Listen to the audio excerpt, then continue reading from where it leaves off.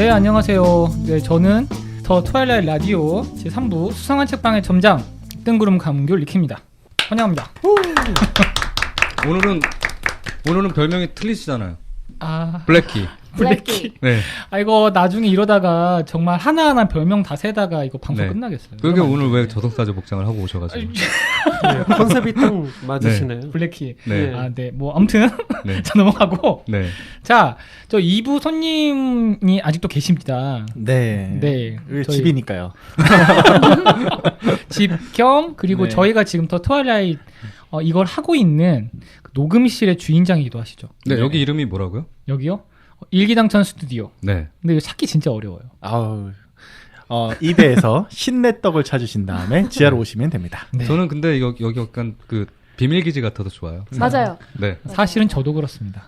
예, 제가 지식해방전선 처음에 후기에 썼었지만 그때 마치 007의 어떤 비밀기지에 들어가는 듯한 007 스토리가 그렇거든요. 서재로 들어가면 이상한 문을 한번 열고 들어갔을 때 전혀 다른 공간이 나오는 거예요. 그쵸. 여기도 2대 한복판에서 옷가게 한복판을 찾았는데 갑자기 떡볶이 가게가 나오고 다시 그 떡볶이 가게에서 지하로 들어가자 스튜디오가 나오는 2중 3중의 비밀기지 같은 느낌이 아주 좋습니다. 네. 밀교의 사원 같은 그런 밀교. 절대 한 번에 찾을 수 없어요. 그래서 이건 좋지 않아요? 장담합니다. 네. 근데 그래서 좋아요. 그렇죠. 네. 한 번 들어온 사람은 딱딱딱 알고 딱 들어오는데 모르는 사람 설명하면 오히려 어디에 있는지도 감도 못 잡는. 전 이게 너무 좋아요. 사실은 뭐 돈이 없어서 외부 간판을 못했던 건데 의미를 부여해 주시니까. 외부 간판 달지 마세요. 네. 네. 아, 여기는 그 핵무기가 떨어져도 안전할 것 같은 그런 아늑함이 있습니다. 맞아요. 네. 근데 오히려 여기 잘못 찾아오는 분들이 좀 계시죠? 이거 사진 찍어달라고 네. 내려오신 분이 계셔가지고. 스튜디오라고 네. 해서. 네. 그래갖고 명함 사진 되나요? 그래가지고 찍어주셔도 될 것 같은데요. 그리고 찍어주시고. 네. 앉으세요 하니까 제가 좀 이상한 사람 되는 것 같아요. 저기 지금 2부에서 했던 그런 제가 잠깐 언급했는데 저는 그 하셨던 고민들이 개인적으로 와닿은 부분도 있었고 사실 저도 비슷해요. 그러니까 저에 대한 하는 역할을 좀 보시면 아시겠지만 정말 다양하게 많이 했거든요. 그래서 제가 되게 많이 드는 게 뭐냐면 정확히 릭 씨는 하는 일이 뭐예요? 이런 말 되게 많이 들어요, 저는. 근데 그래서 제가 그런 저였었거든요. 한 2년 전, 3년 전? 정확히 얘기하면 한 4년 정도 될 것 같아요. 그래서 근데 그런 저한테 되게 하나의 답을 준 책이 있습니다. 그래서 책을 하나 준비해봤어요. 벌써 선물 나가나요? 네, 앞으로 네. 이게 좋을 것 같아요. 이 책이 뭐냐면, 네, 이걸 지금 라디오로 들으시는 분들 위해서 이 책 제가 설명을 드릴게요. 앞에 한 사각 긴 안경 쓴 사람이 팔짱을 끼고 씩 지켜보면서 정면을 보고 있는데 이 사람이 사이먼 사이넥이라는 사람이에요. 지금 들으시는 분 중에서 아실 법한 테드라는 되게 자기 지식을 좀 전달하는 루트 동영상이 있는데 그 전설적인 테드 강의 중에 하나로 꼽히거든요. 이게 뭐냐면 이 사람이 골든 서클이라는 거를 이야기해요. 네, 골든 서클이라는 것. 그리고 이 책의 제목은 Stay with Why. 그리고 원래는 이게 부제였는데 이게 되게 유명해졌는데 나는 왜 이 일을 하는가예요. 그리고 그 아래에 꿈꾸고 사랑하고 열렬히 행하고 성공하기 위하여. 뭔가 딱 책만 보면은 뭐 그냥 그저 그런 자기 개발서네 이럴 수 있는데 네. 저는 이 책 읽어보고 너무 좋아서 제가 주변에 친한 사람들 책을 제가 처음으로 선물해봤어요. 이 책을. 네, 그게 너무 좋아서. 그래서 이 책 소개를 잠깐 드려볼게요. 이 사람이 얘기하는 게 이거예요. 자, 중요한 게 뭐냐라는 거예요. 내가 어떤 일을 하는 데 있어서 무엇이 가장 중요하냐를 생각해 보자라는 겁니다. 그래서 이 사람이 골든 서클, 그러니까 3가지 원을 얘기해요. 자, 그 안쪽 원이 why예요. why. 왜라는 거고 그 두 번째 원이 어떻게라고 하는 how고요. 마지막 원이 무엇을 이라고 해당하는 what이에요. 자, 이 사람이 주장한 이거죠. 많은 기업들이나 사람들이 무엇을 하고 있는지는 안다. 거의 100% 안다. 자, 그런데 그 중에서 어떻게 해야 이거를 잘하고 하는지 아는 how를 아는 사람들은 그보다는 별로 없다. 적다. 그리고 많은 기업들이나 사람들이 여기서 그냥 스톱하는데, 그리고 어떤 사람들이, 그러니까 다른 바깥에서 이거 일을 왜 해요라고 물으면 억지로 안쪽에 해당하는 왜를 얘기하는데 거꾸로 가야 된다고 얘기하는 거예요. 그러니까 이 일을 왜 하는지부터 먼저 잡고 가고, 이 일을 어떻게 하면 할 수 있을까를 어떻게 잡고, 그래서 나온 결과물이 무엇을이라고 하는 거죠. 그냥 사례를 들어보면 이 사람이 들어본 사례가 이거였거든요. 저 델 컴퓨터하고 애플이라는 걸 예를 들었어요. 뭐 지금은 좀 괜찮지만 한때 델이 되게 이런 위기에 처한 상황이 있었거든요. 지금도 썩 그렇게 상황이 좋진 않죠. 근데 그 사람이 얘기한 거 뭐냐면, 자, 많은 기업들 중에 일단 이런 델 컴퓨터가 추구하는 방식이 이러는 거죠. 자, 우리는 컴퓨터를 만듭니다. 끝내주고 멋진 컴퓨터를 만들죠. 어떻게 만드냐면은 이런 기술적인 걸 막 복잡하게 한다는 거예요. 그리고 왜 만드냐라고 하는 것이 없다는 거죠. 그러니까 거꾸로 간다는 거죠. 바깥에서 안쪽으로. 자, 근데 애플은 다르다. 애플은 일단은 왜부터 얘기해요. 자, 우리는 다르게 생각하기 힘을 믿습니다. 자, 그걸 어떻게 우리는 그걸 실현하냐면요. 사람들한테 도움이 되는 제품들을 만들면서죠. 이렇게 들어가고요. 맨 마지막에 무엇을이라고 할 때, 그러니까 우리는 컴퓨터도 만들고요. 스마트폰도 만들고 앱스토어도 만들고 합니다. 말이 되는 거예요. 쉽게 말해서. 근데 거꾸로 이런 델 컴퓨터가 컴퓨터잖아요. 기본적으로. 근데 갑자기 앱스토어를 만든다거나 스마트폰을 만든다 그러면 이상하게 생각나는 거죠. 왜냐하면 자기들의 Y부터 출발하지 않았으니까. 자, 이거가 왜 제가 생각이 났냐면, 겉에 보이는 본질, 그러니까 내가 무엇을 하는가 보다는 그 수많은 것들을 내가 왜 하고 있을까? 그거는 사실 겉에 보이는 많은 것들을 한 대로 묶을 수 있는 자기만의 왜라고 하는 것이 있을 것이다. 라는 거고요. 그래서 이 책을 제가 꼭 선물 주고 싶었어요. 네, 자, 여기 있습니다, 책. 네, 감사합니다. 저 오늘 방송이 굉장히 유익했던 게, 나는 왜 이 일을 하는가에서 보통 이제 저뿐만 아니라 많은 사람들이 사실 그게 돈이었던 것 같아요. 그러니까 돈을 벌기 위해서 했는데 이 책의 내용대로 지금 린님이 말씀해 주는데 보면은 그 왜에 대한 대상의 설정이 굉장히 중요한 것 같거든요. 그러니까 분명히 돈이 되면은 버는 순간 목표가 바뀔 것 같아요. 그러니까 제가 주머니가 딱 채워지는 순간 다른 생각이 드는 거는 왜 설정이 분명히 잘못됐던 것 같거든요. 주머니 돈이 있으니까 이제 제가 원래 하고 싶었던 그 왜를 다시 끌어오려고 하다 보니까 지금의 일을 계속 포기하게 되는 것 같거든요. 그러면은 이 책의 말대로 꿈꾸고 사랑하는 게 제가 왜 일을 해야 되는 그 일의 대상이 꿈꾸고 사랑해야 되는 게 아닐까라는 생각이 좀 들어서 기쁘네요. 좋게 봐주셔서 감사합니다. 네. 네. 어떠세요? 다른 분도 사실 이게 좀 궁금한 게, 네. 다 각자 자기만의 그 왜가 있으실 것 같아요. 그러니까 저희가 왜 또 특히 중요한 게 뭐냐면, 서로 하시는 일들이 많으세요. 가지신 재능도 많으시고. 그런데 자세히 보면 뭐 자꾸 스티븐 잡스 얘기하게 되는데 그가 얘기한 것 중에 하나지 제가 크게 와닿았던 게 뭐냐면, 그러니까 지금 서 있는 점이라고 한다면 한번 뒤를 돌아봐라. 그럼 수많은 점들이 찍혀 있을 거다. 그런데 자세히 보면 그 점들이 서로 선으로 연결되어 있다. 그러니까 지금 내가 여기 서 있는 게 그냥 우연히 랜덤으로 되어 있는 게 아니라 나의 과거가 지금까지 이어진 거라는 거죠. 각각 다른 과거로 쌓아오셨을 테니까 일단 제가 크게 보면은 어떤 일 하셨어요? 일단 그리고 무슨 과거를 가지고 계신가요? 사실 저희끼리 이런 얘기 진지하게 안 해본 것 같아요. 전혀 안 해봤죠. 네, 그래서 네. 그런 얘기 한번 해보고 싶고, 그 안에서 나는 지금 이 자리라도 이거 되게 다양하게 있는데 난 이것 때문에 하는 것 같아 라고 하는 그 자기 자신만의 그 왜를 말씀해 주셨으면 어떨까, 이 생각이 좀 해봤습니다. 네. 나 이런 일 해봤다. 네, 어떤 과거를 가지고 계신가요? 저 별거 다 해봤어요. 솔직하게 얘기 들어서 디자인으로 돈을 가장 많이 벌고 있고, 그게 이제 저의 그 생활을 할 수 있게 도와주는 가장 이제 기본이 되고 있는 그 벌이인데, 직업을 두 가지로 나누거든요. 그러니까 내 꿈을 실현하는가와 먹고 사니즘을 해결해 줄 수 있는가, 그 두 가지를 따지는데, 저 같은 경우에는 두 가지를 같이 병행하는 편이에요.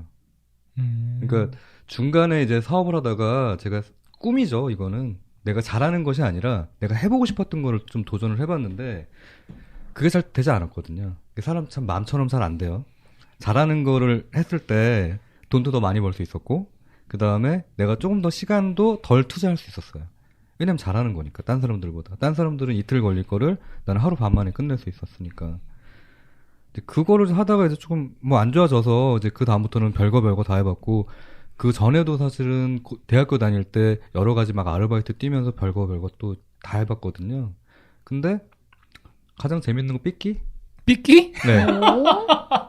근데 왠지 잘하실 것 같아. 이제 얘기했잖아요. 장사 잘한다고. 와. 그래서 호객행위를 잘해요. 제가 뭐 형님들이라든가 사장님들, 네, 어딘가로 모시는, 네, 어둠의 루트, 네, 그런 것도 해봤고, 그 다음에 기억에 남는 거, 그러니까 나중에라도 다시는 하고 싶지 않다라고 생각했던 직업이 있어요. 대리운전. 아. 네. 그러니까 저는 되게 만만하게 생각을 했거든요. 그리고 그러니까 정식으로 대리운전이 아니라 대리에 대리를 뛰는 거였어요. 그 대리운전 하시는 분이 그 커미션을 받고 자기가 쉴 때 쉬잖아요. 그러니까 네. 그 콜번호가 있잖아요. 그걸 이제 나한테 줘서 이제 제가 대리에 대리를 뛰는 걸 했었어요. 근데 이게 제가 겨울에 했었거든요. 되게 추울 때. 근데 그 전까지는 제가 대리 기사만 불러봤지 제가 실제로 그 사람들이 어떻게 생활하는지 모르니까 되게 편하게 돈 버네? 되게 편하게 일하고 돈 버네? 이렇게 생각을 했던 거예요. 결국 인천에서 서울 가는 거 따지면은 뭐 한 30분 정도밖에 안 걸리는데 그거를 막 10,000원 넘게 받고 막 어쩔 때 20,000원도 받고 그러니까. 근데 제가 해보니까 이게 너무 힘든 게 가서 어떻게 올라와야 되잖아요. 올라오는 게 힘들어요. 그리고 거기서 10,000원을 줬을 때 내가 가질 수 있는 돈이라는 게 어쩔 땐 반 정도밖에 안 되거든요. 왜냐면 나는 대리에 대리니까. 아, 안 좋아. 네. 그러면 그 돈으로 올라올 수 없어. 그럼 또 콜을 기다려야 돼. 근데 그거는 내가 다시 서울로 가야 되잖아요. 네. 그러면 서울 가는 차를 콜을 잡아야 돼. 그럼 기다려야 돼요. 근데 어디서 기다리겠어요? 대리 기사를 할 때 제가 느꼈던 게 뭐냐면 사람들이 되게 우습게 생각하는 직업들이 있는데 이게 생각보다 실제 그 직업을 했을 때 어렵구나. 맞아요.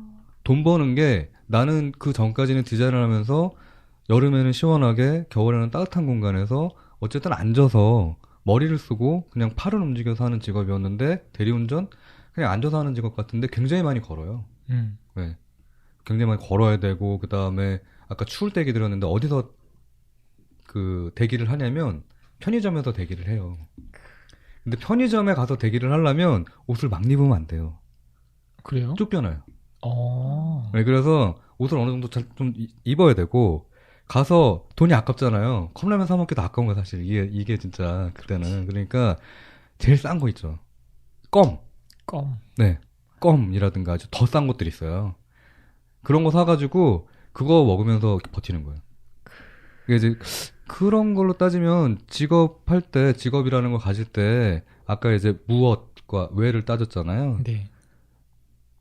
대리기사 할 때는 왜는 없었어요. 무엇을 해야겠다. 무엇, 돈. 돈벌이를 찾았기 때문에 이제 그걸 했던 경험 정도? 그쵸. 그러면 저 궁금한 게, 왜 이런 험난한 네. 인생을 살고 계십니까? 저는 그 왜에 대한 답을 찾고 싶어서 그걸 계속 했어요. 어느 순간에 저 분명히 이게 되게 재밌어서 했거든요. 네. 디자인이라고 하는 거, 그 다음에 내가 뭔가를 만들어낸다는 거에 대해서 되게 재밌어서 했어요. 그 이유라는 건 내 재미 때문에 했던 거예요. 재미있으니까. 네. 근데 이거를 내가 지속하게 된 결정적인 계기는 뭐냐면 뭔가 사회에 도움이 될 수도 있겠다. 왜냐면 그 전까지는 제가 너무 잘나가지고요. 못 사는 사람들, 장애인들, 동물들 이런 것도 전혀 신경 안 썼어요. 어떻게 생각했냐면 쟤네들은 능력이 안 되는 거야. 사람 살아가는 데는 메이저랑 마이너가 있고 아마추어랑 프로가 있는데 나는 메이저고 난 프로야. 그러니까 나는 그 정도 돈 버는 게 당연한 거고 저 사람들은 노력하지 않았기 때문에 저렇게 사는 거야 라고 생각을 했다가 어느 순간 딱 바닥을 찍고 나니까 이게 나한테 내가 욕을 한 거구나. 내 얼굴에 내가 침뱉게 한 거구나. 노력해서도 안 될 때가 있는데 저 사람들도 기를 쓰고 저기서 끌어올라오려고 노력을 하는데도 안 되는데 장애인들이 장애인이 되고 싶어서 장애인이 된 게 아닌데 동물이 동물이 되고 싶어서 동물로 태어난 게 아닌데 이제 이런 생각들이 드니까 그다음부터 목표라는 게 그래 돈 버는 거는 돈을 벌 수 있는 어딘가가 있어. 거기서 돈 벌면 돼. 그거 외에 내가 뭔가 사회에 조금 더 도움이 될 수 있는 거, 그 다음에 말 한마디를 하더라도 상대방이 상처받지 않고 내가 조금 더 도움이 될 수 있는 얘기들을 해줄 수 있다면 뭔가 일을 할 때 그게 더 큰 가치가 되겠다라는 생각이 들어서 왜라는 거에 대해서 아주 진짜 아까 손톱 얘기를 하셨는데 저는 손톱 끝 정도는 지금 발견한 것 같아요. 참 좋은 왜인데요. 네. 좋네. 어떻게 보면 그런 과정이 있었기 때문에 이런 겸허를 네. 이제 기본으로 좀 깔고 하나씩 가시는 단계이실 수도 있겠네요. 그렇죠. 그래서 마음을 항상 눌러요. 그러니까 제가 얘기 드렸잖아요. 아까처럼 나 잘났어. 나 메이저야. 나 프로인데 라고 하는 마음을 가지고는 있지만 그거 없으면 사실 이 일을 못해요. 자존감이기 맞아요. 때문에. 그렇죠. 그렇기 때문에 그거를 최대한 꽉꽉 눌러요. 내가 나대지 않게. 그 나쁜 놈이 나오지 않게. 그게 저한테는 지금 제일 큰 일인 것 같아요. 여러 가지 일 중에서. 그러네요. 너무 네. 좋다. 근데 왜 제 인터뷰가 되고 있는 거죠? 저 전부 한 번씩 다 들어볼 거예요. 네. 그리고 지금 저 일일 게스트이신 저희 지금 그리서님도. 자, 어떠세요? 저 미나리님. 저도 참 직업을 많이 바꿨습니다. 저는 음악을 전공했는데요. 어렸을 때부터 너무 당연하게 했어요. 한 4살 때부터. 거기에 재능이 있다고 생각을 저도 하고 이제 부모님도 하셔서 그것만 쭉 한 거예요. 대학까지 왔어요.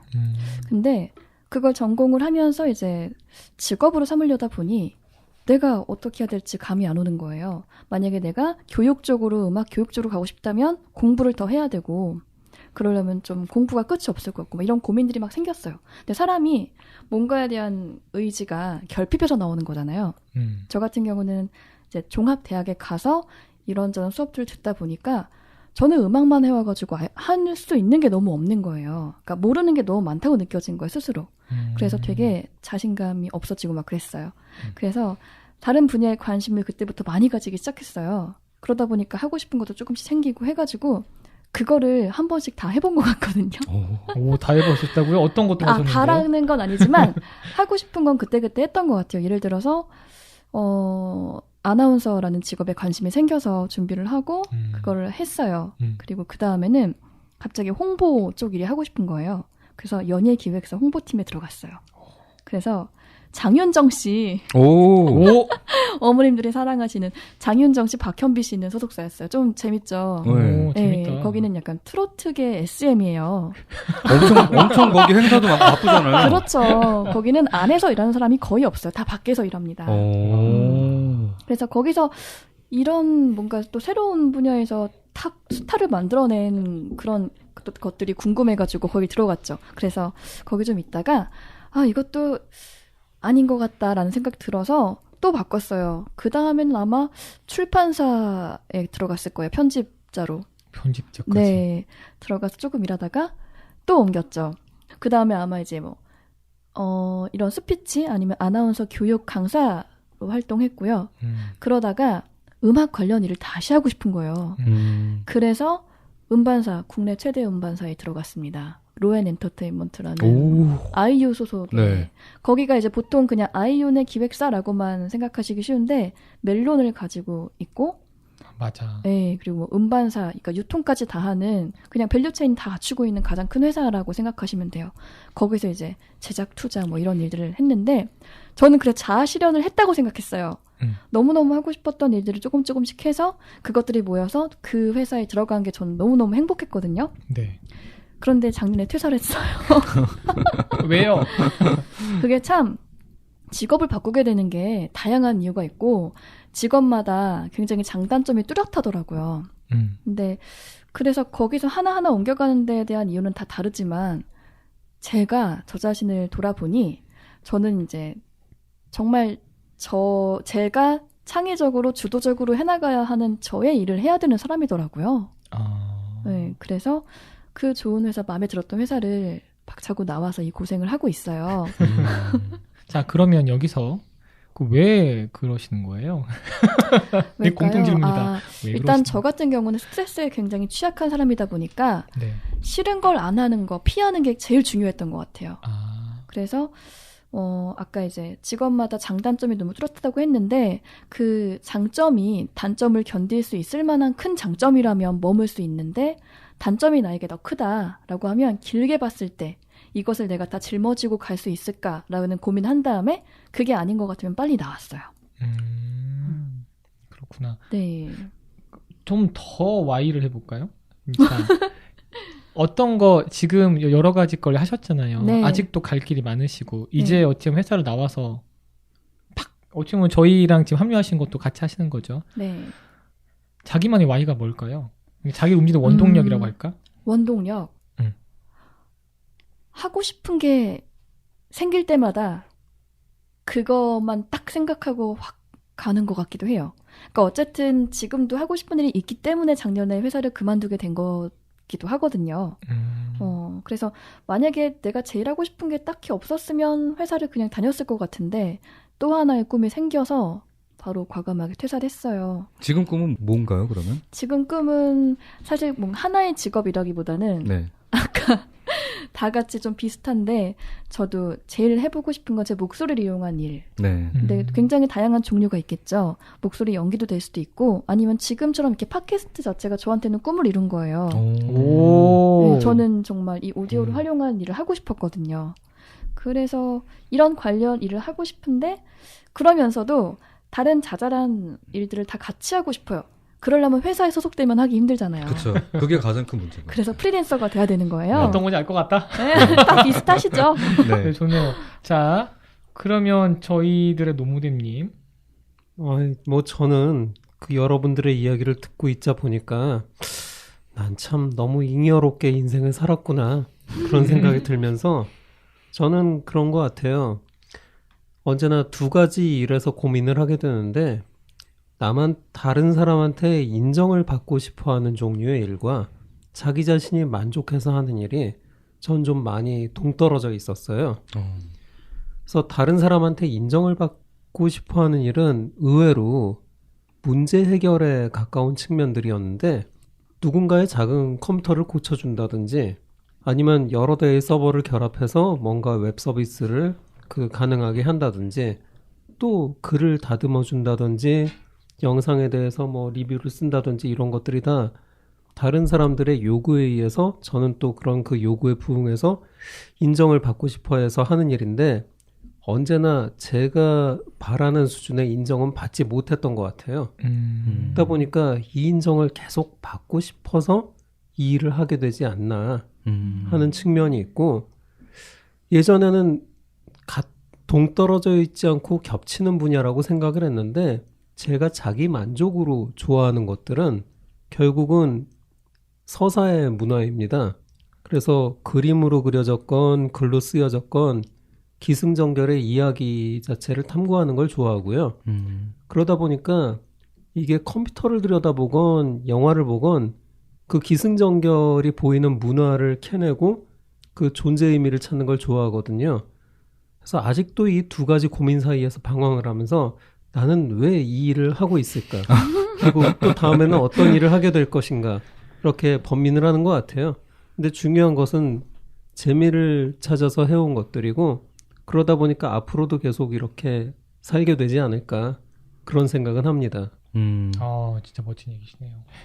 근데 저한테는 근데 노무댐님이 네. 지팡이 같은 분이에요. 지팡이. 네, 그러니까 여행자의 지팡이라는 게 있어요. 고대에 갈림길이 왔을 때 사람들이 지팡이를 거기다 놓고요, 그걸 쓰러뜨렸대요. 그래서 그쪽으로 갔대요. 저를 이제 세워놓고 차시는 거군요. 아니, 그건 아니고요. 네. 근데 이 여행자의 지팡이라는 게요, 신화에서는 나중에 어떤 식으로 발전이 되냐면요, 네. 헤르메스로 발현이 돼요. 그래서 여행자의 신이기도 하거든요. 그리고 의학에서 말하는 카드세우스 같은 경우에 봉 있잖아요. 그것도 나중에는 이 여행자의 지팡이에서 다 시작이 돼요.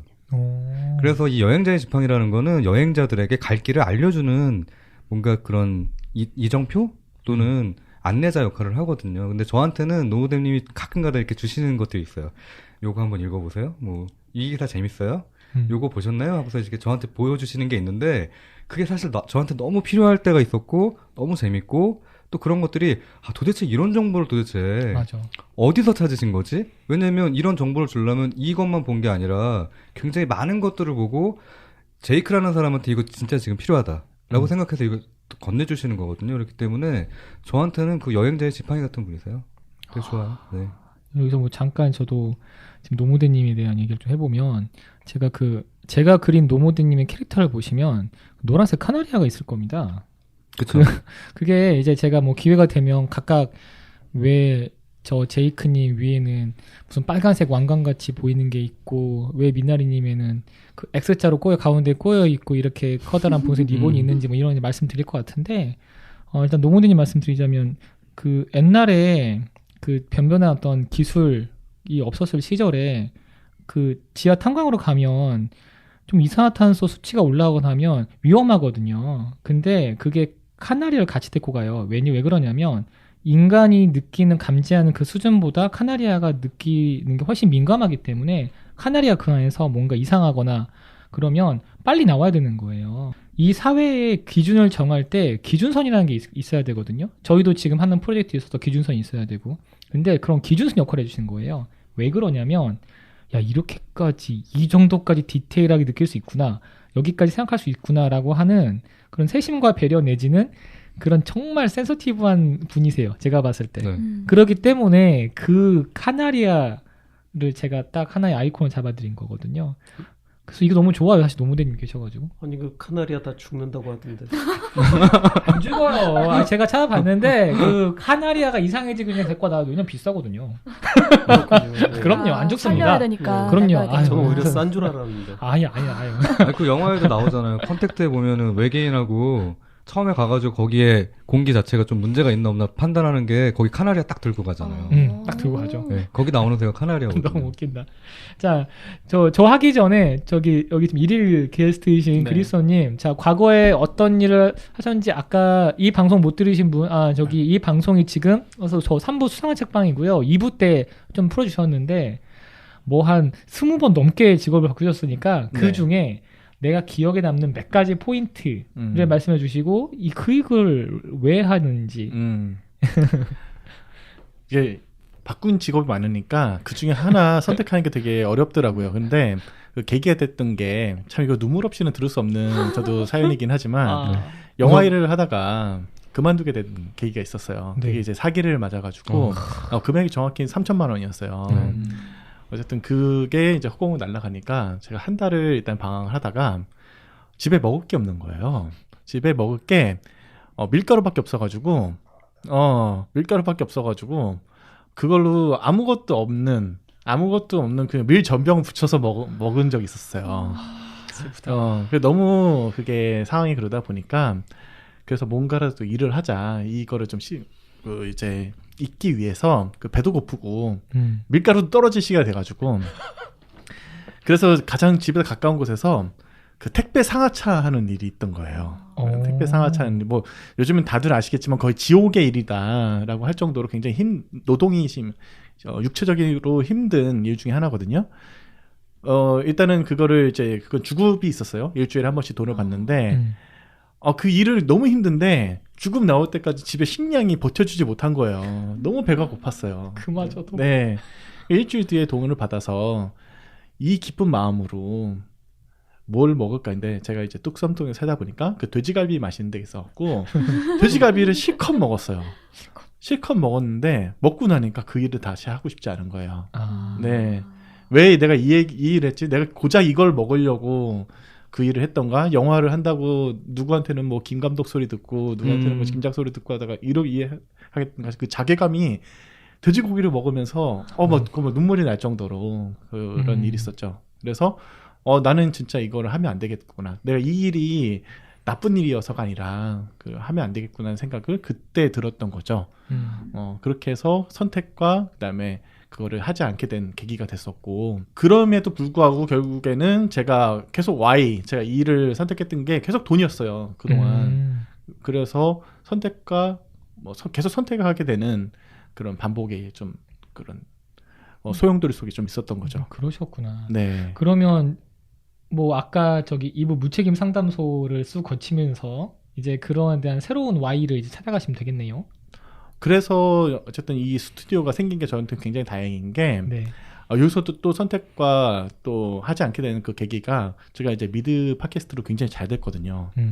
인터뷰도 하고 후원도 받고 굉장히 잘 됐고 인정도 받고 했는데 제가 어쨌든 플랫폼을 바꾸면서 유튜브로 채널을 옮기게 됐는데 딱 막 컨텐츠를 만든 순간 이거는 내가 못 내보내겠구나 생각이 좀 들었어요. 이거는 왜냐면은 팟캐스트를 할 때하고 제가 만드는 포인트와 계기와 저의 마음가짐이 굉장히 달라지게 된 거예요. 흔히 말하는 따봉충이라는 거 있잖아요. 네. 네, 이거는 제가 만들면서 조회수와 이런 그쵸. 거를 네. 얻게 만들어야 되겠다는 그런 강박이 있게 된 거예요. 그러다 보니까 제가 내보내지 못한 콘텐츠 중에 하나가 가장 야한 미드. 이 콘텐츠를 제가 베스트 7 해갖고 물론 그거 내보내게 되면은 충분한 조회수를 받게 되겠지만 제가 이걸 편집하다가 도저히 못 하겠는 거예요. 그래서 제가 그거를 접기로 했습니다. 그러니까 제가 콘텐츠는 계속 할지 모르겠지만 그런 식으로 하면 안 되겠다. 그래서 지금 이제 기획을 하게 되는 게 제가 아이하고 여행 가는 콘텐츠를 이제 만들거든요. 네. 생각해보니까 저는 이게 저한테 굉장히 계기가 될 수 있는 이제 계기가 될 것 같아요. 네. 제가 하고 싶고 그다음에 의미가 있고 이게 나중에는 정말 원하는 그러니까 거꾸로 안에서부터 해결이 될 수 있는 일이 될 수 있을 것 같아서 네, 좋은 좋네요. 계기가 되고 있는 것 같습니다. 나오면 알려주세요. 저희도 응원합니다. 네. 예, 감사합니다. 홍보하겠습니다. 네, 모두 구독과 따봉을 눌러주시면은 네. 사실 아까 야한 미드도 궁금해요. 네,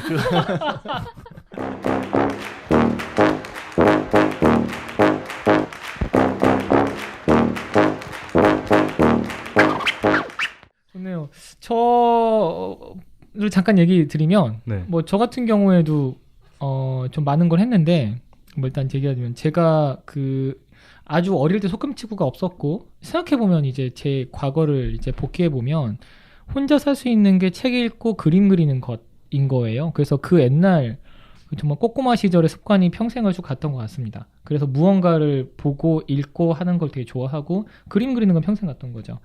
그래서 이제 고등학교 때 실제 그림으로 바꿔가면서 그 학교는 시각 디자인과를 나왔는데 지금 생각하면은 약간 도망간 것 같은 생각이 들린다면 앞서 취업하는 사람들을 보니까 제 동기들을 보니까 디자인을 좋아해서 갔는데 싫어하게 되는 거예요. 그 사람들이 너무 슬프고 그래서 나는 그러지 말아야겠다. 중간 해보지도 않았으면서 그래서 나는 저 일본어랑 기획 쪽 살릴 수 있으니까 다른 데 가볼까 하다가 처음으로 우연히 가게 된 게 방송국에 한 2년 동안 있었어요. 뭐 SBS 전주지국 쪽 그 JTB라고 하는 데인데 거기서 FD 겸 뭐 방송 보조로 하면서 근데 여기서 해보니까 아닌 거예요. 이거 너무 지질이 고생하고 무엇보다 제가 이 일을 좋아하지 않아. 그래서 어떻게 할까 하다가 그때 근데 집안이 좀 어려워지면서 취업을 하게 된 거예요. 그래서 그때 제대로 한번 해보자. 근데 그냥 일은 너무 하기 싫은 거죠. 그래서 좀 할 수 있는 제가 그때 제 종이에다가 제가 잘하는 거 못하는 거를 쫙 써가면서 아 그래 난 이거 안 되겠다. 이건 해야겠다. 그렇게 해서 결정한 게 저 게임 회사였어요. 저는 심지어 게임을 좋아하지도 않았는데 남들 다 스타크래프트하고 저 리니지하고 와우 할 때 안 했어요 저. 그래도 주변 친구들이 신기하게 생각하는데 근데 어떻게 하다 보니까 그쪽 일본 쪽 하고 그 다음에 또 바꿔가면서 게임 만드는 것도 하고 그렇게 쭉 보내다가 아까 제가 2부였나요? 그때 제가 좀 말씀드린 1부였구나. 1부 때 그런 계기가 있었던 거죠. 가까운 사람이 갑자기 한순간에 좀 안 좋은 일 당하시고 나한테 지금이 계속 되지 않을 수 있겠구나 라고 하면서 좀 준비를 해가면서 한 2013년도 회사를 나왔죠. 그러면서 진짜 이것저것 많이 했는데요. 크게 보면은 그림을 그리는 거하고 그 기획하는 일을 해요. 자, 그리고 이제 지금은 새롭게 다른 걸 준비하고 있는데 나를 움직이는 원동력이 뭘까? 라고 한다면 일단은 저를 움직이는 그 왜라는 것과 일단 그 저를 움직이는 동기는 좀 다르게 부여하는데 동기는 일단 호기심인 것 같아요. 호기심. 이렇게 하면 될 것 같은데 진짜 될까? 그리고 좀 더 뭔가 궁금하다. 끝을 보고 싶다. 근데 그건 해봐야 된다. 그게 있고요. 두 번째로 동기라고 하는 게는 그거 같아요. 내가 죽기 전에 아이폰처럼 아니면 내가 죽기 전에 구글처럼 많은 사람들이 빼다 쓸 수 있는 그 무엇을 만들고 싶다. 그게 이제 저를 움직이는 강력한 동기인 것 같습니다. 리키위키. 나중에 리키위키 이거 되게 발음이 좋다. 리키위키 좋아요. 네, 네. 좋아요 이거. 뭐 그런 얘기를 해봤습니다. 근데 오늘 한번 얘기를 들어보니까 네. 이런 분들이셨구나. 그리고 정말 새삼 이런 분들과 함께 이렇게 더 트와일라이트 라디오라고 하는 것으로 매주 볼 수 있어서 너무 좋고 뭐 이런 얘기를 좀 생각이 드네요. 뜬금없이 감동적으로 가시네요? 뭐 그렇죠. 근데 이게 자세히 보면 네. 이게 지금 수상한 책방이 옛날에 네. 심야식당 아세요? 알아요. 그런 느낌 나요. 뭔가 음식을 주셔야죠, 그러면. 제가 나중에 음식을 좀 준비를 해요. 일단 술 한잔 까고 네. 뭔가 이렇게 좀 노닥노닥 얘기를 하면서 네. 어찌 말하면 또 2부에 있는 게스트분을 자 그럼 저 이제 저기 뭐 상담 받았으니까 잘 이제 갈게요 할 때 잠깐 여기 잠깐 계셔 보세요. 네. 라고 막 이렇게 안내하기도 하고 느낌이라서 앞으로 이런 컨셉으로 가도 될 것 같다 생각은 합니다. 그 사업할 때 사실 저도 이제 그 영상을 보고 나서 저한테 되게 충격적이었어요. 왜냐면 저는 일을 할 때 길게 그렇게 고민해 본 적이 없었거든요. 그리고 처음에 얘기했던 걸 다시 또 반복해서 얘기하자면 왜 하는지에 대해서 저도 이유가 없었어요. 무엇을 하기 위해서 그거부터 고민을 했거든요. 근데 저 책, 그러니까 나는 왜 이 일을 하는가에서 가장 지금 방점이 찍혀 있는 게 왜잖아요. 왜죠? 네, 근데 제가 이제 이런저런 일을 겪고 주변에 후배들이라든가 지금 사업을 하시는 분이라든가 지금 창업을 하는 후배들 만나서 얘기를 하는 건 항상 뭐냐면 막 복잡하게 얘기를 하거든요. 그리고 대부분 사람들이 사업을 시작할 때는 다 성공할 것만 예상을 해요. 자꾸 막 뭔가에 의미 부여를 할 때 자꾸 딴 걸 갖다 붙여요. 자기 마음은 그렇지 않으면서. 자기 마음은 돈 벌고 싶은 거면서. 자기 마음은 성공해가지고 사람들 앞에 나서고 싶고 뭔가 미디어에 노출되고 싶고 여러 가지 그런 사심이 들어가 있으면서 자꾸 자기를 속이는 거예요. 그때 제가 하는 얘기가 뭐냐면 그래서 도대체 왜 그 일을 네가 해야 되는데 그렇게 질문을 하면 대부분들 그거에 대해서 답을 잘 못해요. 왜냐면 여러 가지 왜에 대해서 고민을 해봤지만 이 일을 자기가 왜 해야 되는지는 잘 몰라요. 그렇죠. 그래서 그거에 대해서 고민하는 친구들한테 다시 한번 얘기하는 건 뭐냐면 그러니까 왜는 몰라도 돼. 근데 거기서 네가 빠져도 저 일이 돌아가? 네가 만약에 저 일을 하지 않아도 누군가는 저 일을 할 것 같아? 라고 생각했을 때 물어봤을 때 그 친구들이 만약에 그거에 대해서 답을 정확하게 갖지 않았거나 그거에 대해서 다른 의미분을 또 한다거나 그러면 저는 그 일을 반대를 하거든요. 왜라는 질문은 결국에는 자기 자신한테 하기 때문에 왜라는 질문을 하면서도 자기 자신에 대해서 나 자신에 대해서 그 질문에 대한 답을 찾지 못하면은 일은 언제나 망가지기 마련이거든요. 그렇죠. 네. 근데 저 같은 경우에는 그 자기계발서에 대해서 약간 혐오증이 있어요. 왜냐면 저 자기계발서라고 하는 게 성공한 사람들이 쓰잖아요. 그렇죠. 근데 그 성공이라고 하는 루트라는 거는 사람마다 다 틀려요. 모두 다르게 태어나잖아요. 모두 비슷한 옷을 입고 있는 것 같은데 모두 다른 옷을 입고 있거든요. 모두 똑같은 옷을 입고 있어도 모두 다른 걸 먹어요. 그렇기 때문에 성공이라고 하는 거는 대부분 사람들이 나 저렇게 하면 성공하겠지. 나 저렇게 하면 잘할 수 있을 거야. 라고 생각을 하지만 그거는 그냥 역사랑 같아요. 성공한 사람들, 이긴 사람들이 자기의 과정을 정리했을 뿐이지 그걸 보고서 따라할 수 있는 사람이 별로 없단 말이죠. 그래서 저는 약간 직업적인 성공서를 약간 혐오하는 그런 좀 그게 있는데 저 책 같은 경우에는 잠깐 읽어봤는데 좀 좋은 내용들이 있었거든요. 그래서 리키님이 그 내용에 대해서 다시 한번 좀 정리를 해주시면 어떨까? 왜 추천하셨는지 또 모르잖아요. 저기 출판사에서 또 저희한테 협찬이 들어올지.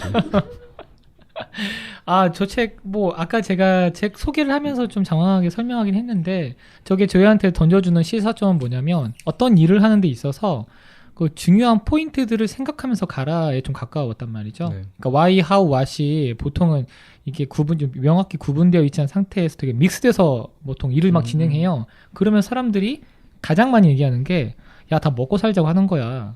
라고 얘기한단 말이죠. 그런데 냉정하게 생각해보면요. 돈 많이 벌고 먹고 사는 게 목적이라고 한다면 지금 자신이 하는 일 아니어도 돼요. 예를 들면 돈을 많이 벌라고 하면 불법적인 게 훨씬 더 많이 벌 수도 있어요. 그렇죠? 그 다음에 그 무슨 일에도 상관이 없는 거예요. 자, 그런 얘기는 뭐냐? 지금 내가 하고 있는 일에 대한 Y는 그게 아니라는 거죠. 다른 게 있어요. 그리고 흔히 얘기하는 어떤 일을 했을 경우에 돈을 번다.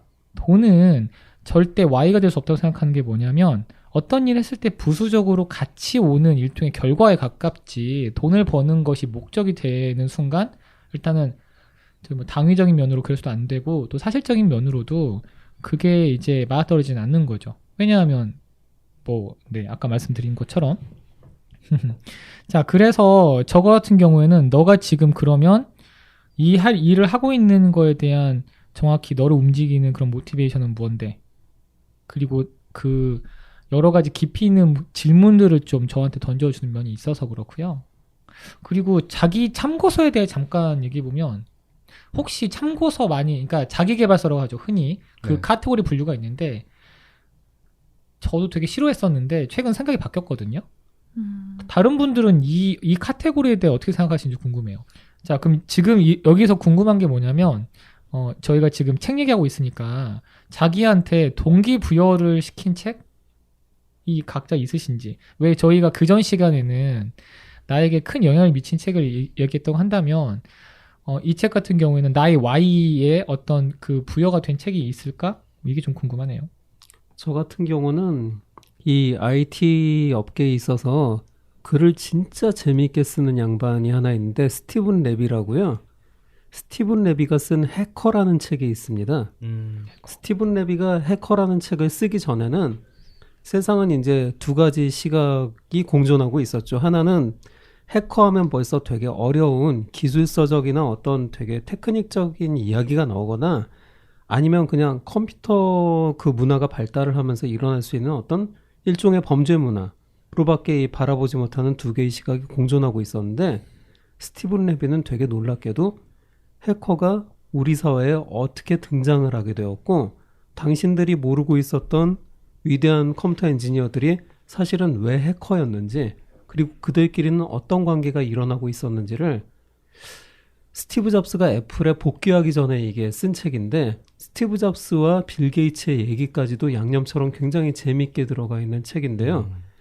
전 스티븐 레비의 이 책을 읽으면서 모든 테크닉적인 이야기나 과학공학적인 이야기들은 사실은 인문학적인 시선으로 풀어내는 게 가능하다. 원래부터 그런 가능성을 염두에 두고 있었는데 이미 그걸 실천을 하면서 살고 있는 사람이 있었구나 하면서 스티븐 레비한테 굉장히 깊은 감명을 받았고요. 앞으로 모든 IT나 과학적인 사실들을 접근을 할 때 이런 식으로 좀 인문학적인 시선으로 풀어내는 것을 염두에 둬야겠다라고 생각을 했죠. 원래 이런 얘기하는 걸 되게 좋아했는데 스티브 잡스가 어느 날 인문학이 중요합니다라고 말을 해서 사람들이 모두 IT하고 인문학이 막 접목이 되는 거고 되게 중요해라고 뭔가 유행적인 화두로 되는 바람에 이 얘기를 좀 하는 걸 꺼리게 되었는데, 왜냐하면 뭔가 유행을 쫓아가는 사람이 된 느낌이잖아요. 근데 그게 아니라 실제로는 어떤 선도적인 역할에서 인문학의 역할, 그리고 인문학을 말하는 데만 쓰이는 게 아니라 과학과 공학을 말하는 데 쓰일 수 있다는 것, 뭐 그런 반전을 깨달은 책이었습니다. 전 옛날 책은 저한테 가장 많이 동기부여를 한 책은 만화책이라서. 만화책이요? 네. 왜 그런 거 있잖아요. 북두의 권. 북두의 권이 인생에 감명을 준 만화책이었군요. 그럼요. 저는 그 마지막에 유리아를 찾았을 때 같이 눈물을 흘렸습니다. 마지막에 유리아를 찾나요? 네. 그리고 그 라오우가 네. 패왕 자리를 내놓을 때 네. 맞다. 예, 마음 아픔을 느꼈습니다. 그렇군요. 네, 그러니까 저한테는 뭔가 동기부여가 된 책들은 대부분 만화책인 것 같아요. 그러니까 소설책도 보고 이제 위인전도 보고 했었는데 그거보다는 뭔가 그런 미지의 또는 상상의 결과물들이 저한테는 오히려 더 큰 이런 좀 울림이 있었고요. 최근에 읽었던 책 중에 하나 그냥 추천드릴 책은 있어요. 어떤 거요? 제가 막 그 논문 쓰느라 학교에서 공부를 하느라 계속 막 딱딱한 책, 막 옛날에 역사책, 그 다음에 뭐 논문 이런 것만 딱딱한 것만 읽다가 최근에 너무 머리가 아파가지고 그 주변에다가 좀 책 하나만 좀 추천을 해달라라고 했더니 가장 많은 분들이 저한테 추천을 해준 책이 언어의 온도라고 하는 책이었어요. 네네. 언어의 온도 어떤 책이에요? 이게 그 이기주 작가님의 에세이 같은 책이에요. 에세이들을 모아놓고 자기들이 그 삶에서 통찰을 얻은 것들에 대해서 짧은 글로 딱 2장 정도 나오는 그 글들로 정리한 책인데, 저는 첫 문장과 첫 장 한 10장 정도는 읽고서 책을 사거든요, 보통. 네. 근데 그 10장을 넘기기 전에 이 책 사야겠다 라고 왜요? 딱 마음을 먹어버린 게 언어의 온도가 있다. 누군가에게는 내가 말하는 언어가 굉장히 차갑게 느껴질 것이다. 누군가에게는 내가 말한 언어가 굉장히 따뜻하게 느껴질 것이다. 이 문장으로 시작하면서 이제 그 책 소개가 들어가고요. 환자 얘기를 하더라고요. 병원에서 이제 환자를 만날 때 아버지가 이제 아파서 병원에 계셨는데 그 병원에 있는 의사가 한 번도 환자들한테 환자라는 얘기를 안 하더래요. 김 여사님 뭐 이 팀장님 이런 식으로 해가지고 계속 이렇게 다른 이름으로 얘기를 하더래요. 그래가지고 나중에 되게 궁금했던 거예요, 작가가. 그래서 의사 선생님한테 물어봤대요. 왜 그렇게 부르시냐고. 그랬더니 환자라는 게 거기에 들어가는 환자라는 게 아프다는 뜻 아니냐. 근데 내가 계속해서 아픈 사람이라고 환자라는 얘기를 자꾸 해서 꺼내면 저 사람은 계속 아픈 사람 아니냐. 그렇기 때문에 자기가 얘기할 때 이 사람이 병원에 들어오기 전에 직업, 그다음에 들어오기 전에 직책에 대해서 물어보고서 그거에 대해서 환자한테 얘기를 해주면 그 사람이 의지를 갖는다는 거예요. 작가는 거기서 그 언어라고 하는 데서, 단어라고 하는 데서 온기를 느꼈다고 하면서 얘기를 풀어가거든요. 되게 좋네요. 네, 그래서 이런 얘기들이 굉장히 계속 이어지고 책도 두껍지 않고, 그 다음에 또 제가 약간 그냥 생각이 있는 대로 얘기를 해가지고 약간 좀 있겠지만, 잘못된 부분이 있겠지만, 한번 읽어보시면 굉장히 좀 좋을 것 같아요. 좋다. 네. 저한테는 이 책이 어떤 식으로 영향을 줬냐면, 말 한마디 하는 게 한마디라도 더 따뜻하게 해야겠구나. 또는 너무 뜨겁게 지금 달아온 사람한테는 조금 더 냉정하게 얘기를 해줘야겠구나. 그래야지 온도가 좀 맞춰지겠구나. 그런 좀 생각이 들더라고요. 와, 되게 좋은 게 우리가 그냥 생각 없이 말하는 그 단어, 음성 이라고 하는 것을 실제 어떤 온도를 접목하면서 네. 뭔가 좀 새롭게 바라보게끔 하네요. 그쵸. 이게 너무 좋은 것 같아요. 우스갯소리로 그런 게 있잖아요. 따뜻한 말 좀 해봐 그랬더니 뭐 연탄, 호빵 막 이런 얘기를 했다고 하는 사람이 있는데 그런 게 아니라 연탄, 호빵. 네, 그런 게 아니라 읽어. 보살이 되고 싶다면 책을 읽으라고. 자, 그래서 제가 볼 때는 그 단어에 또는 언어에 온도가 있다는 거 이건 저한테는 되게 충격적이었어요. 네. 근데 사실 듣고 보니까 맞는 것 같아 또. 네. 좋다. 어떠세요, 미나리님은? 저는 이제 조금 전에 자기계발서 얘기가 나왔고 그리고 자기의 일이나 목표에 대한 동기부여 얘기가 나왔잖아요. 네. 그 얘기를 들으니까 딱 제일 먼저 생각난 게 저는 책보다도 어떻게 보면 SNS였어요. 저한테 어떻게라는 걸 알려준, 제가 무엇을 하든 간에 어떻게 이거를 풀어내가면 좋을까라는 것을 전 SNS에서 좀 발견 많이 했거든요. 저 책은 아니지만 이 타임라인에 재능이 많은 사람들이 무언가를 꺼내서 보여주고 그런 걸 구체화한 다음에 정말 대중의 사랑을 얻어서 어떤 플랫폼으로 활용한 다음에 뭐 책을 내든 아니면 강연을 하든 이것저것 해나가는 모습들, 그 서사적인 것들이 SNS의 타임라인상에 그대로 드러나요. 그거를 제가 이제 몇 년 동안 이제 보면서 내가 가진 걸 이런 식으로 펼쳐서 이렇게 구체화하는 사람이 있고 나도 저기서 영감을 받게 되는 거예요. 그럼 나도 이런 식으로 활용을 해볼까? 그래서 어떻게 보면 그 수많은 자기 개발사들이 다 도움이 되겠죠. 각자 살면서 깨달은 것들이 거기 녹아있고 그걸 전달하려는 거니까. 근데 저는 최근에 제가 가진 꿈들을, 그러니까 저는 하고 싶은 게 저도 많은데 네. 그거를 이제 어떻게 실현을 해야 될까라는 고민이 늘 있었는데 그걸 해내는 사람들의 모습을 직접적으로 지켜보면서 그게 하나의 책처럼 느껴졌어요. 그래서 저는 이 생각이 제일 먼저 났습니다. SNS. 사실 제가 이야기하고 싶었던 부분이 바로 이 지점인데, 그러면서 뭔가 미나리님하고 저랑 뭔가 뭔가 느끼는 이게 주파수가 비슷한 것 같은데. 소울메이트? 그것까지는 일단 양파 미나리. 그리고 이런 감귤이죠. 아무튼 네. 어떤 거냐면 책이라고 하는 거를 이거는 자기계발 장르고 이건 소설이고 이건 SNS고 이건 역사서고 하는 것 자체는 사실은 편의상을 위한 구분인 거고, 근데 구분이 하나의 틀이 돼가지고 계속 그 틀이 계속 이어지니까 사람들이 일종의 장르라고 인지하는 게 아닐까 싶어요. 근데 사실 다 걷어내고 본질을 본다고 한다면 그 누군가의 생각이 담겨 있는 어떤 컨텐츠인 거예요. 해당 내용물.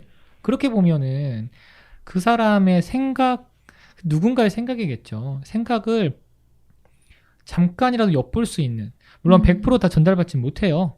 글, 말, 영상 다 마찬가지예요. 그러니까 일종의 저는 그것을 하나의 두레박이라고 표현하는데, 두레박의 어떤 형태가 다 다르기 때문에 그 사람의 100%를 다 퍼올 수는 없지만 서로 다른 조각들을 저희가 접할 수 있는 거죠. 그래서 전 자기계발서라고 하는 부분도 그렇게 보니까 거부감이 좀 없더라고요. 근데 자기계발서라고 하면 많은 사람들이 무슨 거의 성서급으로 이거는 무조건 맞는 거야. 왜냐하면 이 사람은 이걸 통해서 100조를 벌었거든. 이라고 하면은 이렇게 하면 성공하나 보다. 라고 하는 절대 의심해서 안 되는 거로 받아들여지는 경우가 많기 때문에 자기계발서에 대한 거부감이 있을 거로 생각하는데 사실은 이것도 이야기인 거죠. 맞아요. 그리고 이제 이렇게 볼 수 있어요. 자, 그러면 다른 사람의 생각들을 보는 것을 우리가 어떻게 받아들여야 될 것인가? 를 따지면 최대한 많은 참고서 종류가 많으면 많을수록 제가 그 안에서 자기한테 맞는 것들을 발견하거나 발췌해서 적용할 가능성이 많잖아요. 그러니까 일단 기억해야 될 건 뭐냐면 다른 사람의 생각은 다른 사람의 생각인 거예요. 그 세계의 룰에 그 사람의 세계에 가장 잘 맞는 룰인 거죠. 자, 그 룰이 내 세계에 맞을 거란 보장은 없어요. 자, 자기 세계에 맞는 룰은 자기가 결정해야 되는 거예요. 그러면 최대한 많은 참고서, 최대한 많은 다른 어떤 사례를 접하고 그걸 취사 선택하는 것이 자기 자신이다. 라고 이제 인지하면 좀 주체적인 자기에 딱 맞는 옷을 만들 수 있지 않을까. 뭐 이렇게 볼 수 있네요. 근데 그 한국에서 잘 될까요? 어렵죠. 그런데 저는 또 이렇게 생각하는 게 뭐냐면 사람만큼 안 바뀐다라고 하는데 제가 뭐 그 전에 했던 저기 뜬구름 어록에서 좀 가져온다고 하면 사람 즉 인간이라고 하는 거에 대한 정의는 그 사람의 보이는 육체가 아니다. 그 안에 있는 의식이다라고 일단 이해하면 바뀌기 되게 쉬운 거예요. 거꾸로 생각하면. 왜냐하면 바라보는 시점 자체, 관점 자체를 바꾸면 되는 거니까. 그러니까 자기 자신이 움직이면 되는 거죠. 자기 자신의 몸이라든지 키라든지 외모는 바꿀 수 없어요. 바꿀 수 있는 게 어렵고. 근데 안에 있는 거니까. 한국에서라고 보다기보다는 사실 다른 외국이나 이런 것도 마찬가지인데 되게 그냥 반응적으로만 사시는 분들이 있어요. 되게 일종의 조건반사처럼 내가 화가 나니까 화를 내고 배고프니까 뭐 밥 먹고 그 다음에 내가 뭔가 너무 좋으니까 그냥 갖고 싶고 그런데 좀 더 그냥 보면 무언가 의도를 가지고 전 저 책이 그렇게 읽혀졌는데 너가 지금 하고 있는 것들 많은 것들이 있을 건데 왜 하는지 한번 냉정하게 봐라. 사실 찾기가 무지무지 어려워요. 그래서 저기도 얘기한 게 뭐냐면 그거 찾기 정말 어렵다 라고 이제 아예 그냥 선언을 내리거든요. 아 역시 나 저 책 왜 골랐는지 했는데 답을 뜬구름으로 냈구만. 응?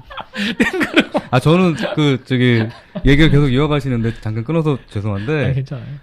그 전 세계적으로 유행하는 책들 있잖아요. 시크릿. 네. 시크릿. 그다음에 그러니까 일본하고 우리나라도 유행했던 책인데 아침형 인간. 이게 뭔가 음모가 있을 것 같아. 그럴지도 모르겠다는 생각 저도 해요. 그러니까 아니 어떻게 전 세계 사람들이 저렇게 다 좋아할 수 있지? 이게 뭔가 뭐 계시를 준 것처럼 또는 뭔가 제가 그런 좀 음모론 같은 걸 좋아해서 그런지 모르겠는데 계속해서 뭔가 코드를 방송에서 계속 코드를 깔고 신문에서 깔고 뭔가 미디어에서 이렇게 딱 발판을 만들어주는 뭔가의 그런 루트가 있지 않을까. 네, 그래서 전 세계 사람들을 어떤 목적으로 끌고 가는 거야. 모두 다 아침에 일어나야 돼. 그러면서 아침에 뭔가 새로운 음료를 만들어가지고 판다든가. 와, 진짜? 진짜. 저녁에 사람들을 다 자게 만들어가지고 저녁에 뭔가 딴짓을 한다든가. 네, 시크릿. 내가 바라면 우주가 바라는 대로 이루어질 것이야. 뭐 이런 것들이 이거 뭔가 조금 우주의 기운이 느껴지는데 우주의 기운이 느껴지는 뭔가 좀 이런 좀 음모론이 있지 않을까. 그리고 위험하기도 해요. 네, 사람이 모두 다 아침형 인간이 될 수는 없거든요. 그럼요. 그렇죠. 네, 그리고 모든 사람이 다 그 비밀을 알 필요는 없어요. 시크릿처럼 얘기하는. 그리고 우리나라에서 유명한 알랭드 보통 같은 경우에 남자 여자 사랑하는 그 책 뭐죠?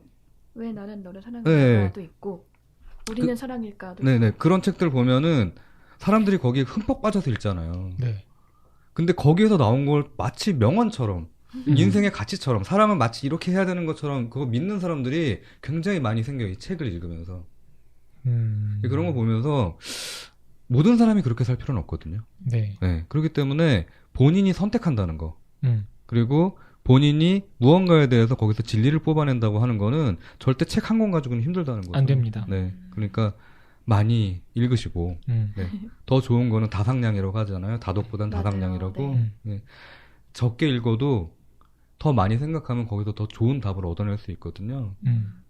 문자 문화잖아요. 저희가 지금 네. 문자 문화라서 사람들이 굉장히 많은 정보를 지금 다 접하고 있는데 그런 얘기가 있어요.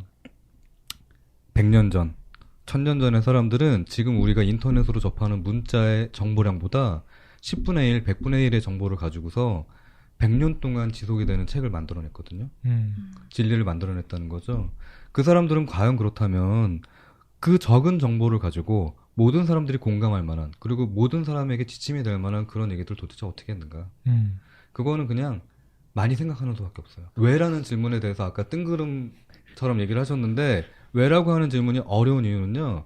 그거를 다른 무엇보다 다른 것보다 이유보다 가장 많이 오랫동안 생각해야 되기 때문에 그런 거예요. 맞습니다. 네. 완전 동감해요. 그렇기 때문에 무언가를 할 때 고민을 많이 해보고 그거에 대해서 답변을 찾기 위해서 더 많은 시간을 투자해야 되고 더 많은 정보를 찾아야 되고 왜라고 하는 답이 나올 때까지 가장 많은 시간이 걸리거든요. 그렇기 때문에 저는 그 뜬구름 잡는 얘기가 아닌 더 정확한 내가 그거에 대해서 왜라고 생각하는 답변을 내놓을 때까지는 더 많은 정보가 아니라 내가 더 많은 생각을 하는 그 시간이 필요하다고 생각해요. 오늘 이제 너무 이렇게 많은 좋은 일 해주셔가지고 자 슬슬 마무리를 져볼게요. 마무리를 져보고 그다음에 잠깐 광고하고 마무리 져보려고 합니다. 일단 제가 수상한 책방이라고 하는 데에서 사실 책이라고 하는 거에 대한 아까 제가 말씀드렸던 게 저 재정의가 필요하다. 네. 그러니까 많은 사람들이 그 책이라고 하는 것을 꼭 읽어야 되고 그러니까 되게 문자로 된 다른 사람의 생각인 거죠. 그런데 책이라는 것을 저는 좀 범위를 넓힐 필요가 있다. 저한테 책은요, 최고의 책은 저 사람이에요. 네.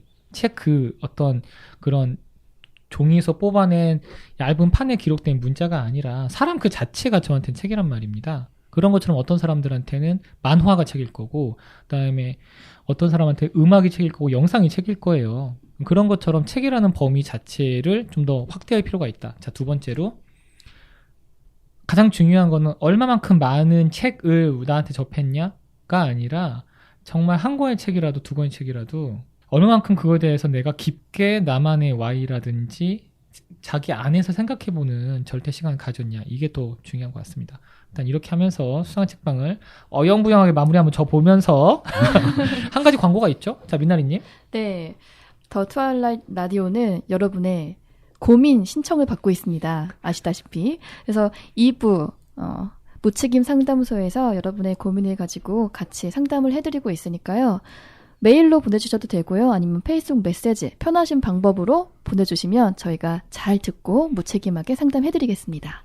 네. 그리고 그 무책임 상담소에서 사연을 소개해드린 분들 저희가 약속드린 게 있잖아요. 그렇죠. 네. 티셔츠를 선물 드리겠다고 했는데 안 드리는 게 아닙니다. 네. 조금 기다려 주셔야 되는 게 저희가 그 한꺼번에 일괄 배송을 할 거기 때문에 한 4회 정도, 4회, 5회 정도 돼야지 같이 다 묶어서 배송을 드릴 것 같아요. 그리고 그거 외에도 저희가 다른 선물 준비하고 있으니까 조금 더 기다려 주시기 바랍니다. 입고 있을 때쯤 딱 도착하겠네요. 그쵸. 기분 좋게. 네. 여름에. 네. 반팔. 좋네요. 네.